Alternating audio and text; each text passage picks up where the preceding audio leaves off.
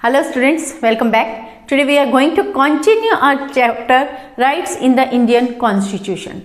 आज के लेक्चर में हम बात करेंगे regarding preventive detention. Last to last lecture में हमने डिस्कस किया था regarding the general outline of right to freedom.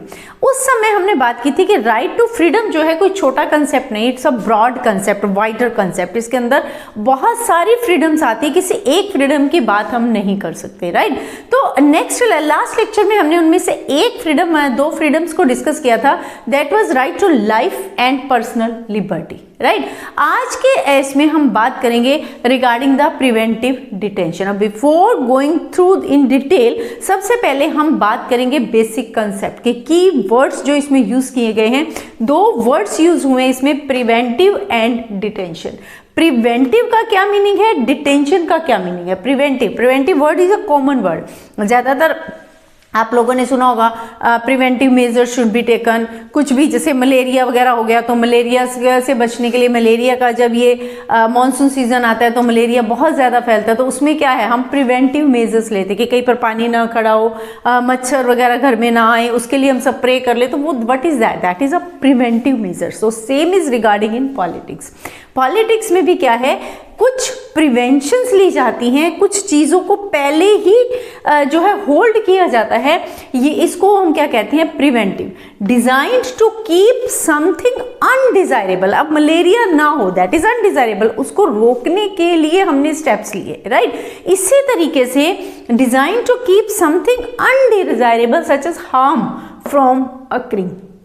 किसी भी एक व्यक्ति से किसी दूसरे को किसी तरह का नुकसान ना हो, उसको रोकने के लिए क्या किया जाता है, that is known as preventive. उसको रोकना कि वो घटना, वो इंसिडेंट हो ही ना जिससे किसी और का कोई नुकसान हो, राइट। सेकेंड वर्ड हमारा इसमें क्या आ जाता है, दैट इज डिटेंशन। डिटेंशन क्या होता है, जब किसी भी पर्सन को अरेस्ट कर लिया जाता है, उसको जो है या तो जेल में डाल दिया जाता है या फिर उसको नजरबंद कर लेते हैं। अब नजरबंद, होम अरेस्ट क्या होता है कि आप घर पर रहिए, सब जैसे आपकी लाइफ चल रही है वैसे ही चलेगी, लेकिन सिर्फ और सिर्फ आप घर से बाहर पब्लिक प्लेसेस में जाकर कोई भी किसी भी तरह की एक्टिविटी नहीं कर सकते। उसको हम क्या कहते हैं, that is known as detention.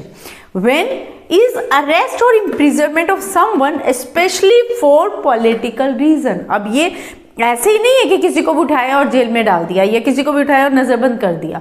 किन लोगों को जो है होम अरेस्ट किया जाता है या इम्प्रिजनमेंट में डाला जाता है, जिन पर कहीं ना कहीं कोई ना कोई जो है डाउट होता है, कोई शक होता है, उस आधार पर उसको जो है अरेस्ट कर लेते हैं, होम अरेस्ट कर देते हैं या फिर इम्प्रिजनमेंट में डाल देते हैं। अब जैसे अब बात आएगी कि ऐसे कैसे किसी को उठा लिया, राइट। तो ऐसे में हम एग्जांपल ले सकते हैं, जैसे आपको ध्यान होगा कश्मीर में जब आर्टिकल 370 को हटाया गया था, तो उस समय में उनके जो मेन लीडर्स थे कश्मीर के, उन सभी को होम अरेस्ट कर दिया गया था, राइट। उनको डिटेंशन में डाल दिया गया था। अब वो डिटेंशन में उनको क्यों डाला था, ये कहते हुए इस ग्राउंड पर डाला गया था कि इनकी वजह से अगर इन लोगों को डिटेंशन में नहीं रखा गया तो ये लोग पब्लिक में जाएंगे और पब्लिक में जाकर कहीं ना कहीं से किस चीज का उनको डर था कि ये लोग पब्लिक में पीस जो एस्टैब्लिश है उसको, पीस को कहीं ना कहीं हार्म करेंगे और कुछ ना कुछ ऐसे, मतलब उनके मुंह से लेक्चर निकलेगा या वो लोगों से कुछ ना कुछ ऐसा कह सकते हैं जिससे कि पीस जो है या नेशन या एरिया की जो सिक्योरिटी है उसको खतरा हो सकता है, राइट। इसलिए उन लोगों को क्या किया गया था, डिटेंशन। Is it clear. तो वो किस लिए था, due to the political reasons. Clear.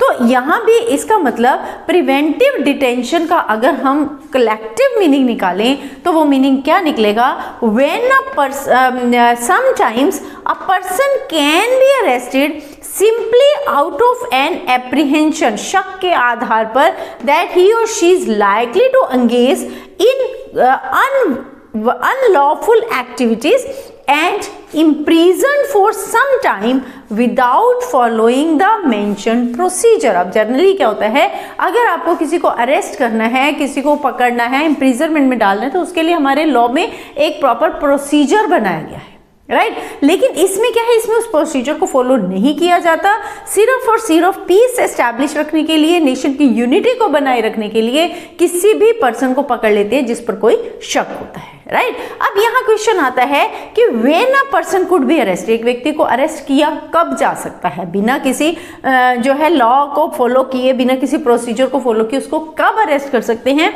Only in that cases जब कहीं ना कहीं ये डाउट होता है कि वह जो है किसी ना किसी अनलॉफुल एक्टिविटी में एंगेज्ड है। सपोज मान लीजिए आपके आसपास आप कोई व्यक्ति ऐसा देख रहे हैं जिस पे आपको डाउट है कि हो सकता है ये टेररिस्ट हो, या आपको ये लग रहा है कि ये व्यक्ति का रोज का आना जाना, बात करने का तरीका या जिस तरीके से काम कर रहा है, कहीं ना कहीं आपको लगता है कि ये व्यक्ति कोई ना किसी गलत काम में इन्वॉल्व है, टेररिस्ट एक्टिविटीज में इन्वॉल्व है। राइट तो आप क्या करेंगे, पुलिस को कंप्लेंट करेंगे, पुलिस क्या करेगी, उस व्यक्ति को अरेस्ट कर लेगी। किस आधार पर, only on the basis of that, जो उस पर डाउट था, जो कहीं ना कहीं शक था। तो वो उसको अरेस्ट किस लिए किया, सिर्फ इसलिए, सिर्फ उस चीज को वेरीफाई करने के लिए कि इतने समय में उसको उतना समय रखा जाएगा इम्प्रिजनमेंट में जब तक ये कंफर्म ना हो जाए कि इधर दैट पर्सन इज इनोसेंट और वाकई ही वो कहीं एक्यूज तो नहीं है, वाकई ही वो इन चीजों में इंडल्ज तो नहीं है, क्योंकि अगर ऐसे में उसको खुला छोड़ देते हैं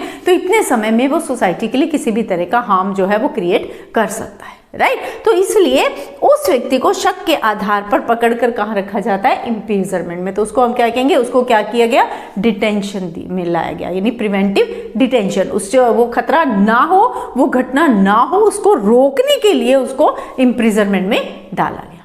इज इट क्लियर? अब बात आती है, अगर if the government feels that a person can be threat to law and order or to peace and security of the nation, it can detain or arrest that person. यही बात हमने की कि अगर डाउट होता है तो उस पर्सन को अरेस्ट कर सकता है। बात आती है कितने समय के लिए अरेस्ट किया जा सकता है, तो उसकी भी एक लिमिट है। ऐसा नहीं है कि उसको डाल दिया तो 20-25 साल वो अरेस्ट ही रहेगा, नॉट लाइक दैट।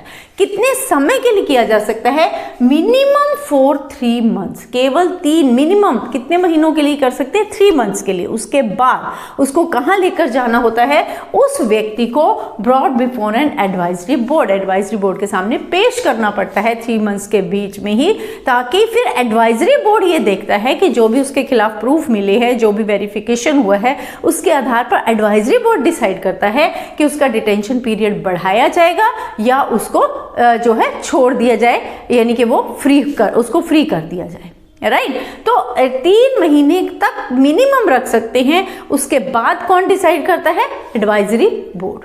क्लियर? अब preventive detention look likes an effective tool in the hands of a government to deal with anti society elements. अब ये जो प्रिवेंटिव डिटेंशन का जो टूल हमारे कॉन्स्टिट्यूशन में दिया गया है, ये प्रिवेंटिव डिटेंशन एक तरह से जो रूलिंग पार्टी है, जो गवर्नमेंट है, उसके हाथ में एक बहुत इफेक्टिव टूल है, जिसकी हेल्प से वो सोसाइटी में कोई भी इलीगल एक्टिविटीज होने से पहले ही उन एक्टिविटीज को क्या कर सकता है, कंट्रोल कर सकता है। उसके लिए प्रिवेंटिव मेजर्स जो है वो पहले ही अडॉप्ट कर सकता है। क्लियर? लेकिन क्या इस तरीके से व्यक्ति को अरेस्ट करना और जेल में डाल देना या उसको होम अरेस्ट कर देना, is it not violating to right to freedom? क्या ये राइट टू फ्रीडम का वायलेशन नहीं है? क्योंकि राइट टू फ्रीडम क्या कहता है, everyone is free to do whatever they want to do. लेकिन आपको ध्यान होगा, हमने जब राइट टू फ्रीडम की बात की थी, उसमें हमने डिस्कस किया था कि राइट टू फ्रीडम जो ये हमारे फंडामेंटल राइट्स है, they are not the absolute right. Right जरूरत पड़ने पर, क्योंकि आपके ऊपर कुछ रिस्ट्रिक्शंस भी हैं, एक लिमिट तक आप उसका यूज कर सकते हैं। अगर आप उस लिमिट को क्रॉस करेंगे तो आपका वो राइट वो राइट जो है आपसे कहीं ना कहीं लिया जा सकता है। राइट तो ऐसे में अगर मान लो आपको फ्रीडम है, आप कहीं भी आ जा सकते हैं, लेकिन आप किसी एक्टिविटी में इंडल्ज हैं जिससे देश की यूनिटी को खतरा है, जिससे किसी दूसरे पर्सन को हार्म हो सकता है, तो ऐसे में आपका जो वो राइट है, आपको क्या कर लिया जाएगा, आपको इम्प्रिजनमेंट में या डिटेंशन में डाल दिया जाएगा। राइट तो इसको हम ये नहीं कह सकते कि राइट टू फ्रीडम को वायलेट किया गया है। क्लियर, इट्स नॉट, तो वी कैन से कि प्रिवेंटिव डिटेंशन जो है वो राइट टू फ्रीडम का वायलेशन नहीं है. It can come as an question. Then is but this provision has been misused by the government. लेकिन चाहे इसका ये एक इफेक्टिव टूल है गवर्नमेंट के हाथ में, but some time, so many time it happen कि इस टूल को गवर्नमेंट जो है, जो पावर में होती है, जो पावरफुल पर्सन है, पावरफुल पार्टी जो है, वो कई बार गवर्नमेंट इस जो टूल का मिस यूज भी करती है. राइट तो उस मिस यूज को रोकने के लिए उसके आधार पर क्या बोला गया है कि there should be greater safeguards in this law are required. इस लॉ को अच्छे से पॉजिटिवली जो है यूटिलाइज किया जाए, सही तरीके से यूटिलाइज किया जाए, गवर्नमेंट इसका मिसयूज ना कर पाए या कोई भी पर्सन इसका मिसयूज ना कर पाए, उसको रोकने के लिए इस लॉ को, ये जो प्रिवेंटिव डिटेंशन है, इसे और ज़्यादा सेफ गार्ड देने की ज़रूरत है, इसे और ज़्यादा सेव करने की ज़रूरत है. अब उसके लिए अब फिर क्या है कि अब इससे ये क्या है कि there is a clear tension between right to life and personal liberty and prevention for preventive detention. Right to life में और पर्सनल लिबर्टी में जो है क्लियर टेंशन चलती रहती है कि राइट टू लाइफ जीने का हक है, कहीं भी आने जाने का हक है हमें, लेकिन साथ ही साथ पर्सनल लिबर्टी, दोनों में क्या है, कहीं ना कहीं टेंशन रहती है. तो उसको कैसे, प्रिवेंटिव डिटेंशन को हम कैसे सेव कर सकते हैं, इन चीज़ों को हम कैसे सेव कर सकते हैं, उसका सबसे बेस्ट है रिगार्डिंग द अवेयरनेस. कि जो कॉमन पीपल हैं, आम लोग हैं, अगर वो अवेयर होंगे, अगर उनको लॉ के बारे में नॉलेज होगी, राइट, तो इस जो प्रिवेंटिव डिटेंशन का मिसयूज है, इसको कहीं ना कहीं रोका जा सकता है. क्लियर, तो अवेयरनेस इज मस्ट. इसको मिसयूज को रोकने के लिए सबसे जरूरी है आम लोगों की, पब्लिक में अवेयरनेस जो है, वो हर चीज के बारे में, लॉ के बारे में अवेयरनेस का होना उनके बीच में बहुत जरूरी है. Clear, this is about the detentive tension, preventive detention. Right, hopefully it's clear to you. If you have any doubt, go to the comment section and write there. Thank you.